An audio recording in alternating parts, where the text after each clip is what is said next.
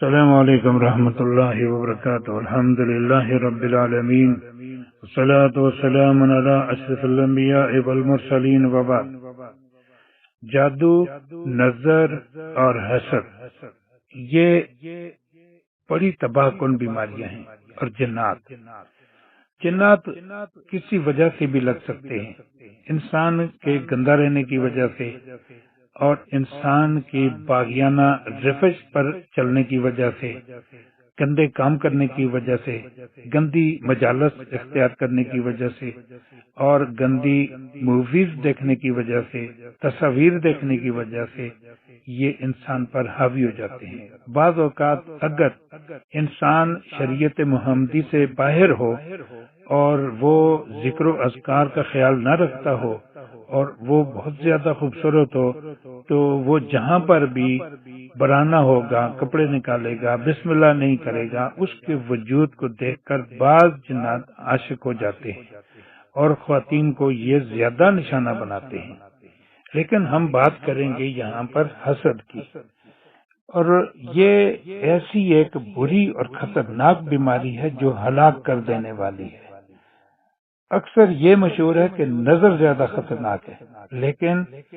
حسد نظر سے بھی زیادہ خطرناک اور تباہ کن ہے۔ تو اس سے بچنے کے لیے کچھ باتوں کو آپ کے سامنے میں رکھوں گا۔ مجھے امید ہے کہ ہم سب اگر ان باتوں کا خیال رکھیں، احساس کریں اور ان کی بجا آوری کریں،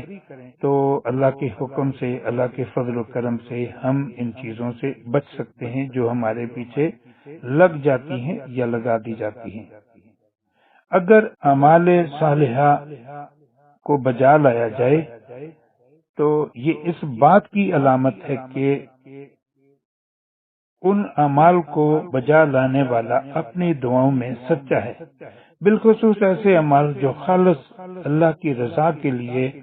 اور سنت رسول صلی اللہ علیہ وآلہ وسلم کے مطابق کیے گئے ہوں۔ ان کے نتیجے میں بندے کو عافیت ملتی ہے، اور ہم ان کو 10 چیزوں میں آپ کے سامنے 10 نمبر میں بیان کریں گے انشاءاللہ۔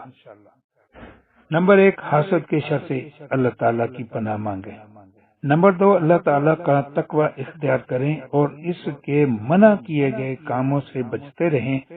اور جن کاموں کے کرنے کا حکم ہے ان کی بجا آوری میں سر توڑ کوشش کرتے رہا کریں، کیونکہ نبی کریم صلی اللہ علیہ وآلہ وسلم کا فرمان ہے،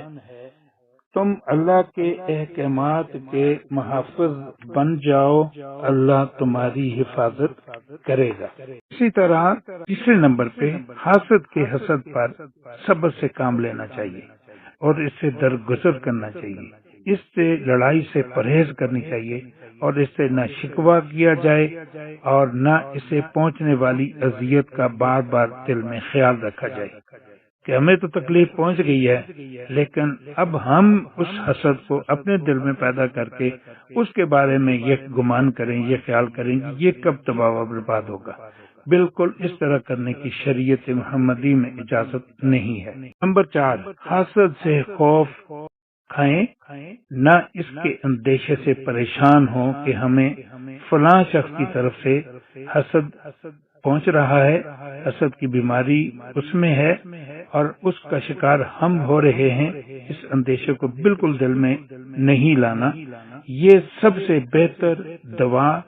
اور مؤثر علاج ہے۔ نمبر 5، اللہ تعالیٰ کی بارگاہ میں رجوع رکھنا، اس کے لیے اخلاص کا اظہار کرنا اور اس کی رضا و خوشنودی کی التجا کرتے رہنا، اللہ سے دعائیں مانگتے رہنا۔ نمبر 6، اپنے گناہوں سے توبہ کریں، کیونکہ گناہ انسان پر اس کے دشمن کو مسلط کر دیتے ہیں۔ اللہ تعالیٰ کا ارشاد ہے، وَمَا أَصَابَكُم مِّن مُّصِيبَةٍ فَبِمَا كَسَبَتْ أَيْدِيكُمْ وَيَعْفُو عَن كَثِيرٍ، اور تمہیں جو بھی مصیبت پہنچتی ہے تو وہ اس وجہ سے ہے جو تمہارے ہاتھوں نے کمایا، حالانکہ وہ اللہ تعالیٰ بہت سی چیزوں سے درگزر کر دیتا ہے۔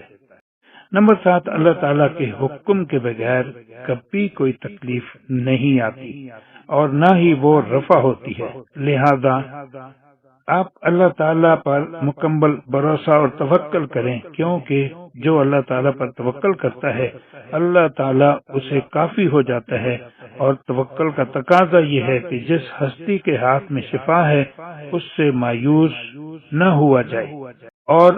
دینی فرائض کو آپ ادا کرتے رہیں اور ان کاموں سے بچتے رہیں جو حرام ہیں،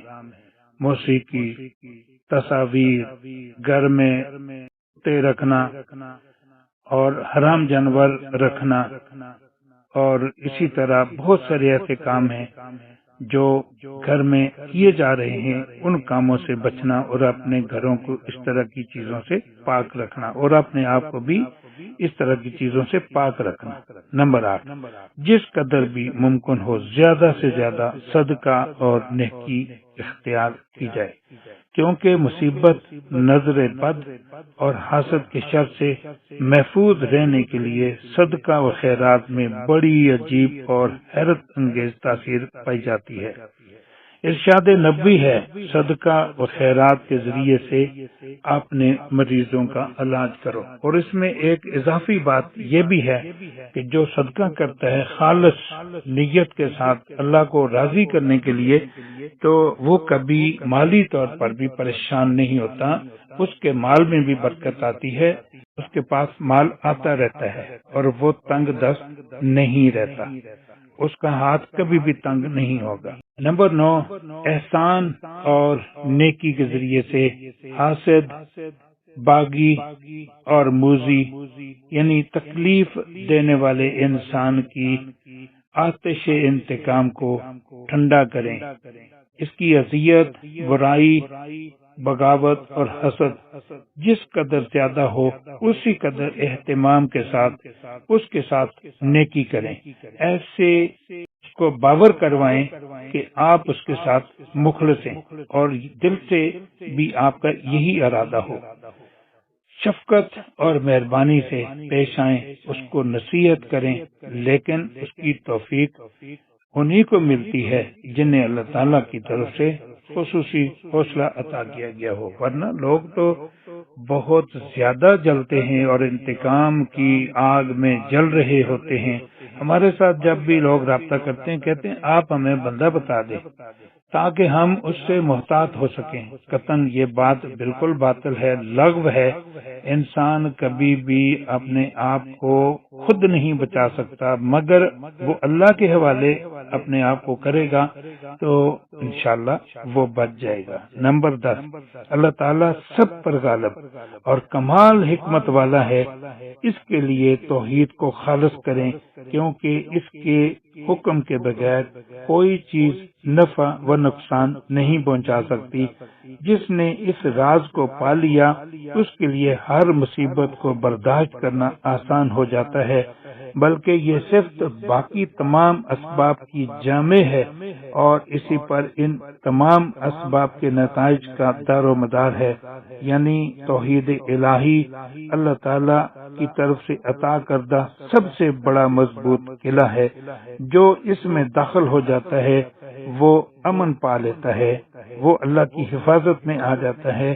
اور اس تک کوئی تکلیف دینے والی چیز نہیں پہنچ سکتی۔ ان 10 اسباب پر اگر عمل کیا جائے، حاسد، جادوگر اور نظر بد لگانے والے کے شر سے نجات حاصل کی جا سکتی ہے۔ اگر بندہ عقیدہ توحید کے بعد ان اعمال صالحہ کو معمول بنا لے تو پھر اس کا دم اور دعائیں مریض کو بھی فائدہ دیں گی اور خود اس سے بھی روحانی لذت محسوس ہوگی، آخرت کا فائدہ ہوگا، ورنہ اعمال صالحہ کے بغیر کسی فائدے کی ضمانت نہیں دی جا سکتی۔ اگر آپ سمجھتے ہیں کہ آپ مسلسل کسی اذیت میں ہیں، تکلیف میں ہیں اور وقتی طور پر وہ تکلیف آپ سے رفع نہیں ہو رہی، آپ بہت زیادہ کوشاں بھی ہیں اس تکلیف کو دور کرنے کے لیے، تو آپ لا حول ولا قوت الا باللہ بہت زیادہ تعداد میں کثرت سے پڑھا کریں، اس سے آپ اس تکلیف کے ہوتے ہوئے بھی برداشت کے قابل ہو جائیں گے۔ السلام علیکم ورحمۃ اللہ وبرکاتہ۔